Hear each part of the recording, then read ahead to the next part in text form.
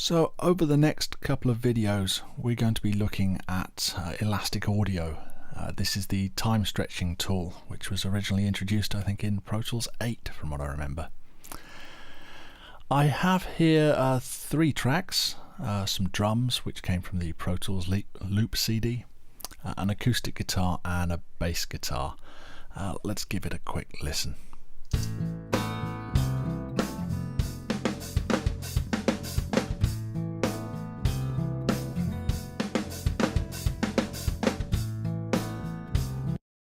Now my drums are of course a rhythmic instrument, acoustic guitar is polyphonic and the bass is played monophonically.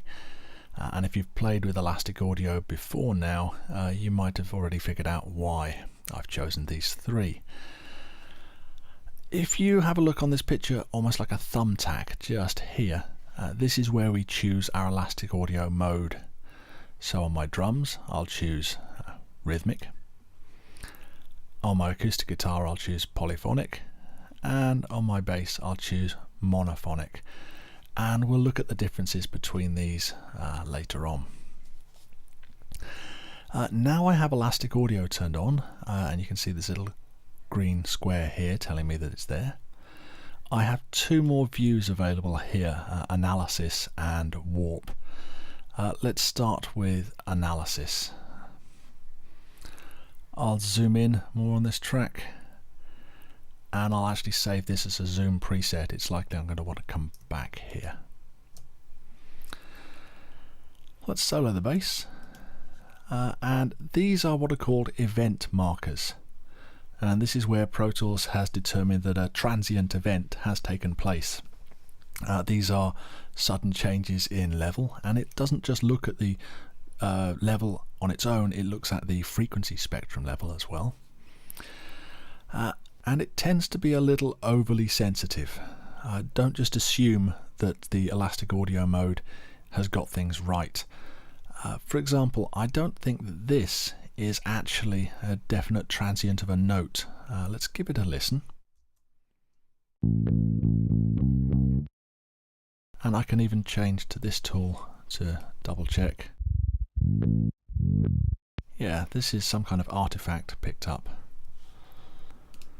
So I want to see the elastic properties. Now first thing I need to do is to select the entire clip. Now with the selector tool, or top half of the waveform with the smart tool, double clicking used to be enough to select an entire clip, but in analysis view this would only select the region between 2 event markers.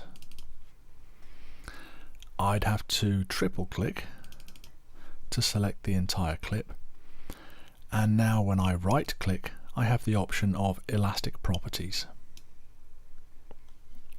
Let's move this down so we can see it more clearly. Here's the clip I'm currently affecting, and note if I actually don't have the entire clip selected, this doesn't tell me anything. So here's my time compression expansion factor. I could drag this down or push this up. Eventually you'll see that it'll turn the waveform red. That should happen there we go. And this is where Pro Tools has lost confidence in what it's done. It's saying there are going to be audible artifacts of this. If I bring this back up, you can see it's around about 26% I can still get away with, which would only be about a quarter of its original duration. Let's put this back to 100%. Here we have our input gain, which allows me to turn down the level of a clip. You can see this is reflected automatically in the waveform. It's, if you like, a passive control. You can only turn down. Pitch shift is currently greyed out, and this is because I have a monophonic elastic audio mode which doesn't allow for this. We'll be having a look at it later with some of the other modes. And then we get to what we came for, the event sensitivity. And if I start to turn this down, you'll see some of my event markers disappear. Now at 98% I've lost the event marker that I first thought was wrong, where it is, there it is. But I also lose this event here, and I'm pretty sure that that one is actually a note.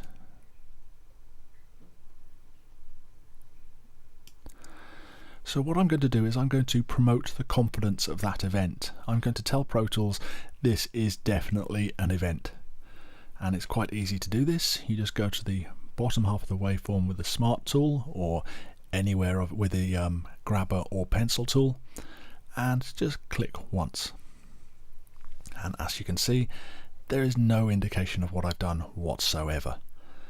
I would have to go to the event sensitivity and start turning this down before you note, look, this event is so confident I can even take the event sensitivity down to 0%, and it's definitely an event. And that's actually the only way you can tell if you've changed or promoted the marker. It's also possible to add markers. I can use the Control key with the grabber tool and use the Option key to get rid of it. The same commands I can get to by right clicking. Here you can see add event marker and remove event marker. It's definitely worth coming into the analysis view and playing with these settings. As I said earlier, Pro Tools does tend to be a little overly sensitive. In the next video, we'll start looking at warp markers.